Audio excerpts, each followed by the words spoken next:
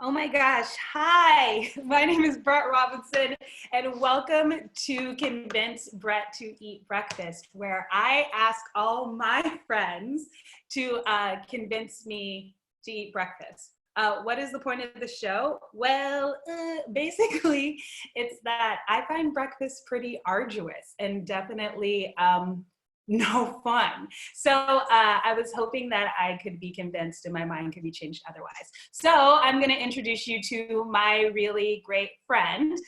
We met each other when I first moved to Philly. He also went to the Pig Iron School with me.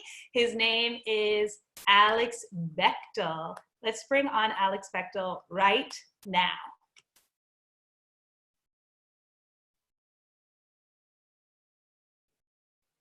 Alex? Hey, you're on now because the whole thing is working. Wow. Oh, welcome to Convince Brett to Eat Breakfast. Thank you. I'm so honored to be here. Thanks. I'm so happy to have you. I have to set a stopwatch so that we don't go over time Great. because I feel like I'll be a little bit chatty. So, yeah, I do. So, Alex, you and I was just saying that we both went to the Pig Iron School, but not at the same time. True. Yeah. And that we both worked, and that we both worked on Light Princess together, which was my first show in Philly, I think. Really? No, no, I did the show with the Applied Mechanics. No, I'm lying. Wow. I did Hashtag Revolution, and then I did Feed, and then I did the Light Princess. Yeah. But it was the first show I'd done where like I didn't like know anybody or know anything. Right. It was a musical. It was like my third musical in my life. That is true. That you felt very nervous about that. I remember that I distinctly. had a lot of like anxiety about singing for children, the cruelest audience. Truly. They will let you know if they don't like what's going on. Yeah. But it was so much fun. I really, really loved it and did not know how much I would love children's theater until I did that show. It's the best. I have been very lucky to do a bunch of those art and children's theater shows, and it is some of the most enjoyable and meaningful work I've done in recent memory. It's just like, there's something about doing that work for audiences that are not, they don't like think they're fancy. You know what I mean? Like, I am a theater audience person who thinks he's fancy. Like, I think I know a lot about theater. Yeah. And it totally ruins my ability to watch a play most times. Like, I have like a brain reset where I'm like, I should pretend like I've never seen a play before. Like I try to sit down at a play and I'm like, imagine I've never seen a play before and just let the spectacle happen, which makes things like easier for sure. Right. But like, if I start to watch a play, I'm like, oh, I see. And then all the magic's gone, which was like, the best part about doing that show was like, those kids were like, they were like, how did that happen? They'd be like, how did that rainbow happen? And we're like, well, it's just gobos. It's just like a piece of plastic on a light and it changes color. And they're like, how did you change your clothes? And you're like, and so in some ways it does make the things that I like am super jaded about. Yeah. Like really seem valuable because I'm like, oh my God. Right, nice quick change. And the kids are like, unbelievable. Right. You become that awful person in the audience of a magic show where they're like, there's like a magnet on the back of it. Yeah, I'm ruining it for the whole audience. I'm like, actually, I just like really don't think they were pursuing their objectives, you know? And my mom was like weeping. My mom was like, this is the most beautiful play I've ever seen. And I'm like, I don't know. You're like, seen it. I need to tell you about this Castellucci piece I saw. It'll really impress you. Yeah, that's what your mom needs is more Romeo Castellucci. It's more like fancy pants, obscure Italian. Yeah, incomprehensible theater. Yeah, let me tell you about imagistic durational performance art, Mom. Yeah, and then you'll like it because I've explained it to you. Okay, so this is a breakfast show. We've got to get to breakfast related business. Okay. Yeah. So it's mug time. I want to see your favorite mug. Well, this is one of my favorite mugs. I don't know if it's backwards because of the internet magic. Not. Internet Great. magic makes it right. So I'll tell you about it while I'm refilling it actually. So I got this mug like a week ago. I've been doing so I do love Rival Brothers Coffee. They're a Philly-based coffee roaster. Yeah. And I've loved their coffee since they were a coffee truck in Love Park. They were a coffee truck first? Yeah, or I don't know if they were that first, but they had like a coffee truck in Love Park, and I went there because my older brother, who is in beer, he brews beer in Los Angeles. He subscribes to a number of beverage culture magazines, uh, and so he was like, "You should go check out this coffee roaster," and so I did because they were in one of his magazines, and so I've loved them for years, and so I've been getting like bags of coffee from them ever since we went into quarantine. I've been every other week I've been either doing delivery or they just started doing pickup, like curbside pickup from their coffee shops. Yeah. And you're So, like like a pour over person. I'm a poor person, yeah. I'm a coffee snob. I'm a snob about a couple of things in my life, and I've come to like just own the fact that I'm a snob about certain things. There are certain things I will pay more money for no reason. Yeah. Like coffee. What Like else would you pay more money for? a beer. That's my older brother's fault. He has made me a beer snob. Yeah. Coffee, beer, like music, like vinyl records. It's very predictable. I'm a very predictable like brand of insufferable hipster. Yeah, I think I will always spend a lot of money on cheese, but I think that's actually pretty common. But I also go super high like cheese, or I go like Sargento string cheese. Yes, like, you do. No, like I don't want anything in between. I like want to meet my goat who made my cheese, or I want like the worst, or I want like the worst cheese possible. Or you want like cheese products. Yeah, or I want cheese product. Although like growing up, I really, really disliked Velveeta. I thought it smelled really funny. Oh, I loved Velveeta. I know, so many people. I have perpetrated some cheese crimes in my life. What is? Like when I was a child, I had a bad relationship with food as a child. I would like take a block of cheese and just like put it in a bowl and put it in the microwave, and then take a box of Triscuits and then take the Triscuits and just. It was like. Do people still not do that though? I call that chips and cheese. I don't think anyone with a decent amount of self-respect does it, but who needs self-respect? Cool. I was just curious. I don't have a lot of self-respect these days, so I think that's fine. I like take the like Trader Joe's corn chip dippers, and then I take like that Mexican 3 cheese blend, and I like take like maybe 8 or 9 chips, and then half a pound of cheese, and then I put it in the oven. Yeah, I think that's great. And then I eat that, and then I lay on the couch and complain for the rest of the day. I think it's great. Live your life. As a friend of mine said recently, like everything is so weird right now that nothing is weird. Yeah, isn't it? I feel like we're in like some kind of weird chaos time. And also like I feel as if like I've been like really lucky because all of my friends are really generous, and we've gotten like a ton of art and like a ton of art, a ton of like visits. A lot of people have been like dropping booze off at our house just like spontaneously, which really makes me wonder if it's like me or if it's David. Like, who are they like? That person needs that booze. But I think they're like, oh no, poor David works at Trader Joe's and then also has to come home to Brett, who's like been trapped in the house all day. Wow. And he's like, let me tell you everything that happened in the last 6 hours of The Real Housewives. And so I think they definitely are like, it might be for him. You know what I like about you is that you can find a way to take a gift from a friend and somehow project something negative about yourself onto the gift. I feel like it's taken a lot of years, it's taken many years to be that good at self-deprecation. It's really impressive. But it's nice. It's like nice. And so now I feel like one day David brought home flowers and we dropped off flowers in the neighborhood, but I feel like we should do it again. Yeah, that's great. It's just like so, and it's also like really makes me value seeing people. Like when I do like stand like, you know, on the sidewalk while people are standing on their porch. It's just like, it feels like a new experience. Yeah, it's totally magical. Yeah. So are you pro breakfast or anti breakfast? I'm pro breakfast. Of course I'm pro breakfast. Breakfast Really? is amazing. Yes, breakfast is amazing. Okay, but what about it is amazing? Because I find it really arduous and like really sad.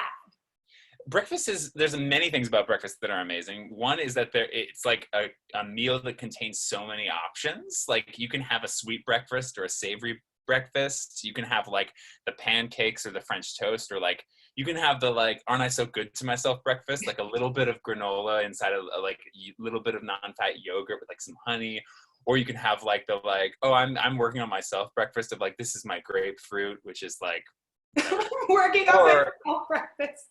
Or you can have the like, I'm doing it breakfast of like, I made this omelet with ham and cheese and peppers, and or you can be like, you know, like, oh, I'm just gonna eat this energy bar or have this banana for breakfast. Like, so there's like a lot of options, but also the thing that's great about breakfast is that like it's in its name. Like you have been not eating for hopefully like 8 hours while you're sleeping, and now you get to like break that fast and give something to your body.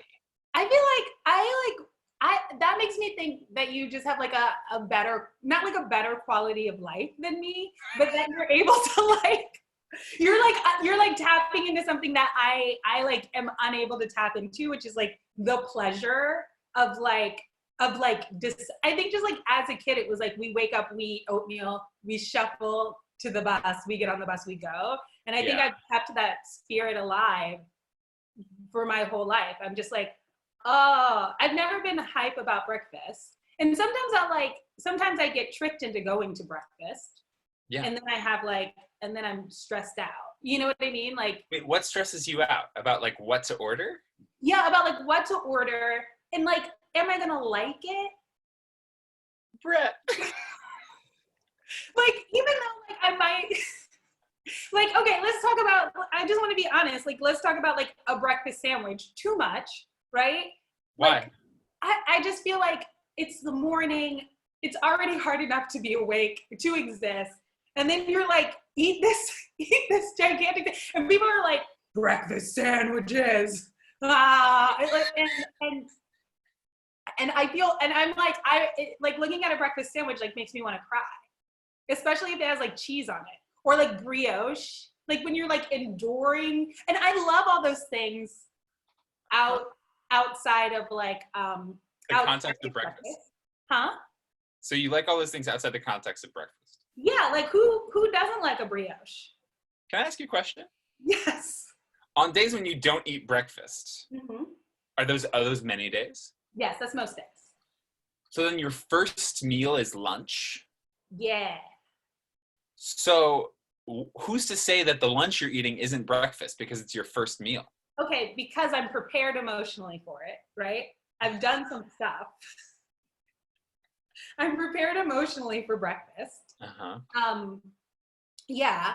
I'm prepared emotionally for lunch because I feel a good sense of hunger. I guess like also it's that I'm not particularly hungry in the morning. And then I used to do the thing where I would like stop eating at 9 so that I would be really hungry when I woke up in the morning, and it didn't work. Like I wasn't, and then I would be like, all right, well, let's like eat the hash brown. You know what I mean? And it's sad. It's like making the hash brown makes me sad. I'm really sorry for you. Here's something that here's my theory. I do think that like a little bit of the meditative quality of breakfast would be good for you. This thing of like something that I really love more than just like putting the food in my body. Cause like this morning I woke up, I put a slice of bread in the toaster, and I did a toasted, like one slice of toast. I fried an egg, and I like put the cheese, I put a slice of cheese in the toast, and I put the egg on top of that. And so it was like half of a breakfast sandwich, and I don't want to trigger you. Like, it was like an open-faced breakfast sandwich. So, you know, batten down the hatches. But for me, the thing that is like most pleasurable about all of that, and even like making my coffee and stuff like that, is like the act of grinding the coffee beans, the act of like putting a little bit of butter in the pan and watching it like do its thing, and like putting the egg in there and like watching it sizzle and like tending to it and being there. And it is a little bit of a Zen garden thing of like, okay, I'm like arranging these objects, and then these objects are going to like go into my body to help me get through my day, because I'm going to have this protein and I'm going to have this like carbohydrates. And I that think that's movie, really beautiful. I mean, like, I do feel that way about coffee for sure. Like, I do know that I may not love coffee. I may not need coffee as much as I need to make coffee. You know what I mean? And Yeah. I guess I could like consider making my breakfast with that same kind of generosity. But then I think I would just like throw the breakfast. Like, I don't think that, like, I think I would like, throw the breakfast away.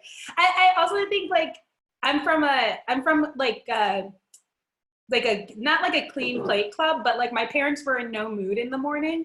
So it was like, eat the eggs. And so like, I think there's like also like a streak in me that's like really rebellious.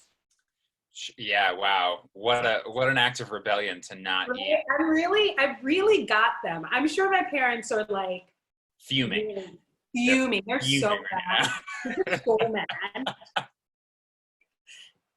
Okay, so now this is the time. I feel like you brought up a good point. So what we're gonna do now is I'm gonna tell you some things that I have in my fridge that are breakfast related. Okay. Okay, and you're gonna tell me what to make for breakfast. And I'm gonna try to do it. We'll still be talking, but I'm gonna try to do it Okay. like with the same level of appreciation and love that I do to make my coffee, which feels like a good ambitious attempt. I love that. Okay, here's my caveat. I am not a skilled cook. I can do a couple things pretty well, so my guidance might be folly, but I'm down. I'm a good cook. I just don't cook breakfast foods. I think I'm a good cook. I think with our skills combined, we can make it happen. We can do something. All right, so this is what I got. All right, I got bananas. Okay. I got avocados. I have eggs, onions, mushrooms. I have cheese, pepperoni, I think.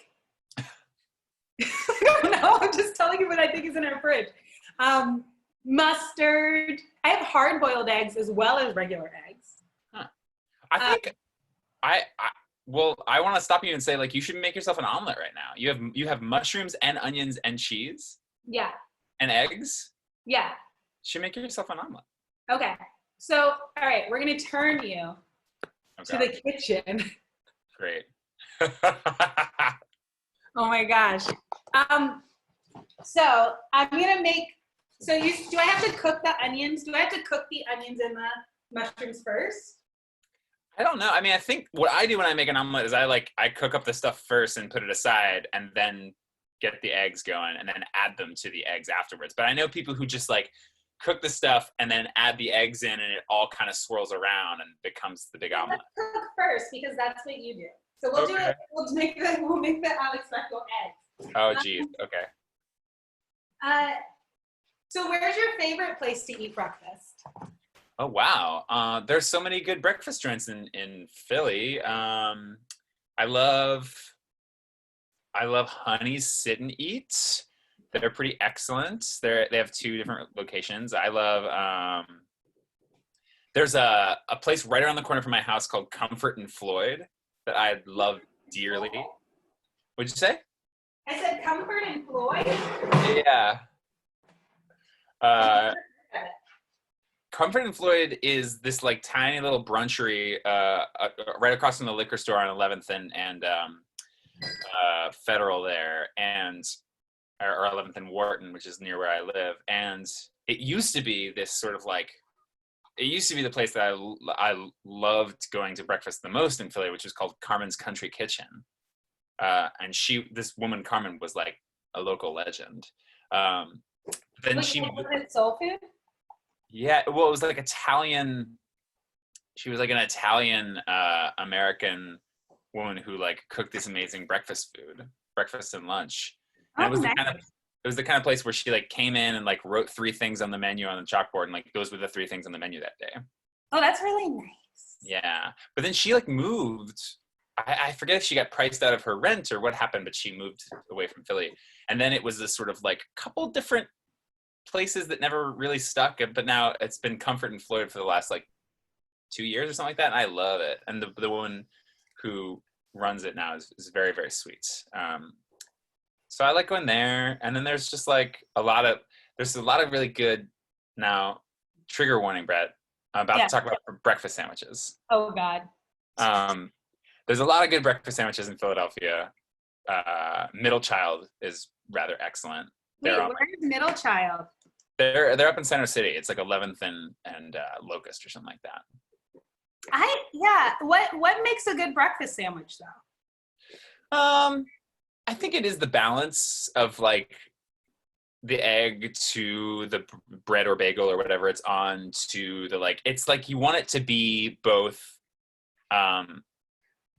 not like artificially put together, but also not too messy that you can't eat it. It's like a really hard thing to get right in that regard, I think. Yeah, I also think that's what I don't like about breakfast sandwiches is like the like genuine ick factor. Like that they're like they like kind of explode everywhere. Yeah, you don't want that. No. Do you like Middle Child because you're a middle child? Maybe like, because they were getting a lot of really lovely sort of chatter around their place when they opened. Like people were like, it's the best breakfast sandwich in Philly. They were like lines down the block. And I think maybe partially in the back of my mind, I was like, oh wow, everyone loves this Middle Child. That's what I want. That's what I want for me. That's what I do also correct. Do you have a favorite restaurant in Philly? I don't know that I have a favorite restaurant. I think that like there are so many, like it's such a good food town. There are these like there are things that will always have like epic places in my heart, like Abyssinia, which is a Ethiopian restaurant in West Philly. Is that the place with the bar on top? Yeah, with fume on top. Come on. Yeah. The best. It's like that kind of place is, not only is the food totally excellent and delicious, but it's like the itness of the place feels very, very warm, and there's like a lot of lovely memories to that place for me. So like places like that, places like, I mean, like I love the Triangle Tavern, which again is like right around the corner from my home. I love Triangle Tavern, and I don't know why I love it so much. I think it's like it's like a gastro dive that is like unpretentious. Yeah, it's like for some reason they're like mozzarella triangle, like those fried mozzarella are so good. Come on. Now. Also, like I could get them any. I don't know. Like there's just something about that place which is like, yeah, it's just like so mellow. Have you ever been to oh my gosh, in Fishtown there's like that pasta place. It's like a dive bar, but it has like a really great Italian restaurant. I don't think so. I can't remember, but it was like a bar in Fishtown, and it's like a regular bar, but then it sells like really amazing pasta. Wow. But I can't remember what it's called. Maybe it'll come to me in a second. But I said maybe it'll come to me in a second. But yeah, I mostly like think that that's like the best part of like the energy in Philly is like you can eat like really amazing food in really divey spaces. Yeah. Is it? No, I was like McCormick and Schmitz, which I do go to. Sure. Yeah. McCormick and Schmitz, I'm giving stuff away too soon, but McCormick and Schmitz is my secret place where I take myself out on dates, because on Wednesdays or Thursdays they have dollar cocktail shrimp. Oh, so I just eat a lot of cocktail shrimp for happy hour and then like drink like 2 lemon drop martinis. Wow. Aw. That's like a high school librarian thing to do. I know, but I think that's truly me in my purest form. I took myself on a really lovely self date to Crybaby Pasta. Have you been there? Oh, how is Crybaby? It's so good. Yeah. Yeah. Their pasta is Good, but I didn't want to go because I was really turned off by the name. Oh, really? Yeah, I thought that the name made it seem like it was a fast food pasta joint. It's like named after that John Waters movie, Crybaby. Have you seen that movie? No. Oh my God. That Should was I like post that when I was like in middle school, I was like obsessed with that movie. Wow. The movie is incredible. Like with Johnny Depp and like he gets like he's like they're like laying on the beach. It's like a like teen 50s spoof. And I like yeah. that movie is the kind of movie that like sets something very particular off in my brain, which is that like I think that like that kind of movie is like so cool in such a particular way. And I never got into that kind of cool stuff growing up. I was super basic growing up. Like I'm a pretty basic person. And now I feel like if I retroactively in my 30s try and go back and like watch the cool stuff, I'm a poser. Like I'm trying to like pretend like I'm cooler than I am. Yeah, but I think like that movie is like, yeah, that's true. But I don't think it's like a cool perfect movie. Like I guess like I understand what you're saying, but Yeah. I tried to be cool in high school and I definitely wasn't. I did not think that movie was cool at the time because it was a musical. So like only me and my theater friends were into it. And I tried to watch Donnie Darko and I never understood it. And I demanded to get it on DVD. I watched Donnie Darko.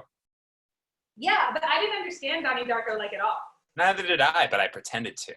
I did too. And like, so I think like, I was like, yeah, time travel. You know what I mean? Yeah. I had no fucking idea what was happening in that movie. Yeah. No, I had nothing interesting to say about Donnie Darko when I was a kid and I watched it, except for like, you know that girl that plays Jake Gyllenhaal's sister? Maggie Gyllenhaal. That's his sister. Oh yeah. It's like cool.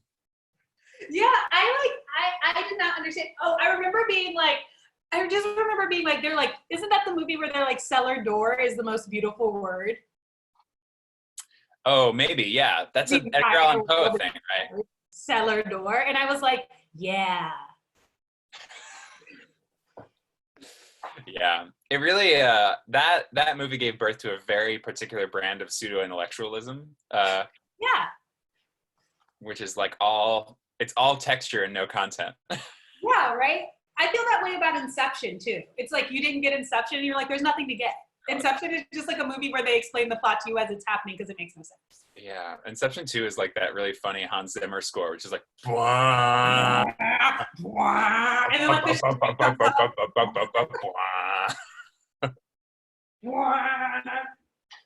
Yeah. Okay. I cooked my mushrooms and my onions. Amazing. Are you going to do 2 eggs or 3 eggs? How hungry are you? Okay, let's be real. I was shocked that you went from 2 to 3. I really thought you were going to say, I thought you were going to be like 1 egg or half an egg. But I will do 2 eggs. Yeah. You can't make an omelet with 1 egg. You can't? Can you? I don't know. I mean, So you got to scramble them, and then that becomes like the tortilla in which you put the thing, and it becomes a taco. You know what I mean? Like the egg. Like sure. I mean, listen, you're the expert. I am not an expert, but 1 egg does not go a long way in a frying pan.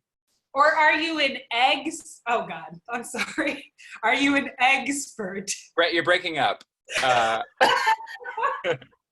all right. So I'm gonna ask you this. So if you were like going to go eat dinner and then go see a play, like the best case scenario, Yeah. where would you go and what would you see? In Philly. Yeah.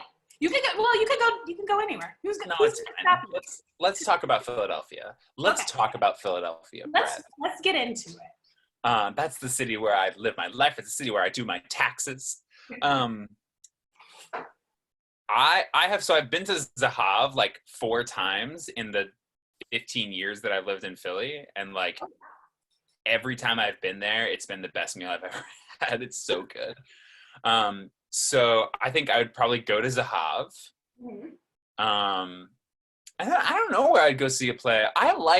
Here's the thing. I like theater a lot more than like I think a lot of people who are in theater like theater. I think a lot of people who are in theater talk about how much they don't like theater sometimes. And I would happily go. Like there's so many theaters doing awesome work in Philly in so many different genres and styles and idioms. So like at this point, where I am sitting now in the middle of this like current global crisis, like give me anything. Like I would gladly go see like a show at the Wilma, a show at the Arden. I would gladly go see whatever Fringe Arts is like curating and presenting. I would love, like it fills me with almost like ecstatic nostalgia and glee to think about like sitting in the middle of a warehouse space that the Bearded Ladies has turned into a cabaret and like drinking a beer and watching live performance. Like I am not at all. I saw a thing from somebody where they were talking about how like being a live performance maker right now and not wanting to make digital content is like being a cobbler in a world where everyone decides not to wear shoes. Oh, God. And I feel that really strongly. Like the only thing that has come close to me being like, I'll make digital content has been me like live streaming on Instagram, me in my living room playing my piano. So it's like, I'm so starved for live performance, and I feel so strongly about when we'll get to do it again that like, I would love to, give me a dinner at Zahav and then send me to any of these Philly theaters. And Yeah, I feel the same about, I like want to be the kind of person, I'm such a curmudgeon. I love theater more than anything, and I think like actually in like a very like painful, vulnerable way, I like love theater. Like I'm like, that was so good. Like I can't, when I love something, I like love it really deeply. And so I think my initial reaction to like what is this new world of performance was kind of like, I need to like mourn the kind of death and experience of my art form. But now I see like, if this is like not necessarily the future, but kind of the existence of the world, we need to start exploring the medium. Like we can't, totally. like I can't spend my whole life just being like, the thing I love is gone. I know. You know? Yeah, you're just like Hamlet then. Yeah. It's like, you gotta let the new king do the thing. Yeah. I mean, it's not exactly like Hamlet, because the new king was the guy who like stole the throne, and there's like a ghost. It's like the mom in Blood Wedding, but like my favorite son was theater, and he died in the Olive. Yeah. Talk about a deep cut. Hey. All right, this omelet is almost done. I have to admit though that it is very ugly. I can't wait to see it. It like interesting thing about my house is it's on a slope. So like, you don't notice when you're walking, but like a little bit, like if you put anything on the stove, everything kind of like leans forward a little bit. So It's very funny. Omelet making like a little weird. All right. It's so big, Alex. Yeah, omelets are big. Can you see it? Yeah, that's not that ugly. It looks good. Yeah. It looks good. I'm excited. All right. I'm going to eat this omelet. Oh, wow. I feel so blessed to be live present. on television. I'm prepared. Wow. Yeah. This is, I didn't want to say I was a hero, but, I didn't put any cheese in it. You forgot the cheese? Yeah. Which was kind of my number one. Yeah. I mean, at this point now. Okay. I'm going to say that it is not bad. Yeah, and imagine how much better it would be with cheese. Yeah, it would be, you know what? I would be inspired to eat this again if it had cheese in it. But, I mean, I think it's also like that I might be a fan of a savory breakfast. Oh, yeah. The savory breakfast is kind of my go-to. I mean, every once in a while I think if I have too many sweet breakfasts in a row, I just feel like a pastry monster. Yeah, I think that's the thing, right? Is like I feel a little bit like I can't escape judgment of myself in the morning. I've either like shoved something in my mouth that has forced me to feel healthy, or like forced optimism down my throat, or I'm like, oh no, I'm a monster. I ate like 6 waffles. Well, not 6, but they're Eggos. But you know what's good? Eggos for dessert. Eggos toasted with ice cream on top. Listen, the waffle is a more versatile creature than people give it credit for. It's amazing. Truly. All right. I would say this is pretty good. I would say this helps me think about the future and Wow. my sense of fear when my parents are like, let's go get breakfast. Great. Right? Like now, Brett, when you see on a breakfast menu, like build your own omelet, Yeah. I'm you gonna know what approach to that do. with a sense of possibility. Yeah, because generally when I see that, I'm like, what monster would ever want to make that many choices? All right. So we've come to the end. So I'm gonna ask you. I know. It was so fast and so nice to have you here. Well, we're both very charming, so. So funny that I said we're both very charming, and it seems like you took that as a compliment for yourself. Oh, cool. You too. You as well, sir. You as well are also very charming. Thank you for setting me up for success. I was like almost gonna try to make like a mise en place. Wait, what is it? Mise en place? Mise en place joke? You know, you really mise en place. So I have 10 breakfast related questions to ask you. Okay, I'm ready. You only get to answer in one word, I think, unless that totally makes sense. Doesn't make any sense. But you can't explain.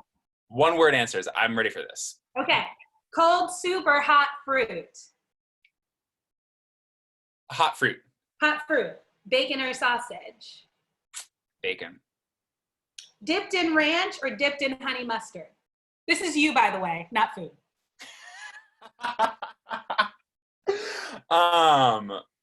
Those are different answers. No, No, it makes a difference. ranch. Tastiest food? Tastiest food? Yeah. Oh God. Bastitso. It's a Greek pasta dish that my grandmother makes for family gatherings, and I love. I want to know more, but I think that's against the rules of the game I've arbitrarily made. It's just a brief explanatory comma. Bastitso is like basically a Greek lasagna. That's good. Grossest food? Grossest? Yeah.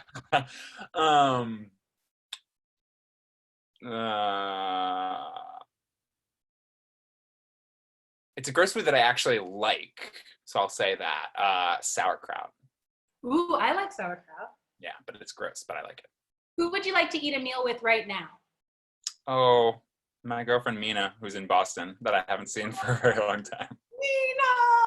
I know, especially because of like the shutdown must really like long distance love, man. Hard. It's But beautiful. she'd be the person that I chose, yeah. No. Would you rather eat a snake or a cricket? Can I cook them? Sure. Yeah, you're not gonna eat them raw. I'm not gonna do that to you. Snake. What food haven't you tried that you want to? Oh, that's a great question. I've never had snails. You've never had snails? Hmm. Oh my God, they're like one of my favorite. They're like, you would love snails. Great. You really would. Everyone is dubious, and then when they have them, they're like, mostly it's because it's mostly just butter and parsley. It's like butter and parsley, and then this savory little like chewy thing, and then it's done. I'm in. So fucking good. Any food that starts with, so you take butter, it's like, I'm in. Yeah, it's 90% butter. It comes in its own little dish. It's amazing. Although one time I went to a restaurant where they brought the snails in the shell. Ooh. And like you had to like use these special clamps to like clamp it and then like pull the snail out, which was fine. But I looked like an idiot because obviously I'm not sophisticated enough to know how to hold a snail clamp. You know what I mean? So that, like they just kept like popping out of it. Anyway, what's the strangest food you've ever eaten? Strangest. Did you like ever get wild on vacation or something? I can't quite remember. I will say that I was very like, I was weirded out the first time I had like squid on a pizza. On a pizza? Yeah, it was really good. I think it was at Osteria, when Osteria used to be a thing on North Broad. I like squid a lot. Yeah. And last question, best condiment. Oh, mustard. Mustard? I love mustards. I love all varietals of mustards. Mm. I'm a mustard fan. One time I went to the Ommegang Brewery and they had a horseradish mustard, and it is the best mustard I've ever had. I bought like 2 jars of it and like savored, like, you know what I mean? I was like, Yes. gently rubbing it on all my bread. Like, I started putting mustard on my like tuna salad sandwiches, Ooh. which is very weird, but there's no turning back for me now. I have to do it. That sounds amazing. There was apparently like some governor who was like making a tuna sandwich and he put it on Instagram, but it was like a disaster because he didn't actually know how to make a tuna salad sandwich. So he like just took plain white bread, and then he opened up a can of tuna and then just he got white bread and then he put mayonnaise on the bread, and then he just opened up a can of tuna and then put the tuna on the bread, and it was like, there you go. And so then all these other politicians like called him up and did like Instagram lives with him to teach him how to make like a proper. But it's like, this man is in charge of legislature. Like, can you believe he's an elected official? He's an elected official. No, I want to make every single one of our elected officials like make me a simple meal. Because if you can't do that, I really worry about how you're going to put together things that affect my livelihood. I think it's a good litmus test, actually, because I do think like it does take a certain amount of common sense and then like a certain amount of ambition to cook anything. And patience and like and care. I think we've hit upon something here. I think I'm ready to propose that at my next city council meeting. Oh yeah. I like show up with a big napkin around my neck. I'm like, what'd you bring for me to eat? Fork and knife. Brett's hungry. Hungry for justice. I'm here for justice and treats. All right. Well, thank you so much for coming, Alex. Thank you for having me. This has been so fun. I feel so glad that you were my first guest. You were so great. All right. I'll see you later. I have to wrap this up. Okay, I'm gonna zoom out. Okay, zoom out. Bye. Bye. All right, so that was Alex. Isn't he so nice? He's like the nicest person. This omelet was actually pretty good. It has not changed my mind that I should eat breakfast, but I do think now I'm like slowly thinking maybe the show will be about like building an arsenal, so when I go to eat breakfast in the future, I don't feel totally overwhelmed. But I'm gonna say on a scale of like 1 to 10 of things I would eat, I would say this is like a 7 or an 8. It's pretty good. Thank you so much for coming to convince Brett to eat breakfast. This was my first show. I was so happy that you watched it. I hope you were happy watching it. I will see you all next Thursday. Bye.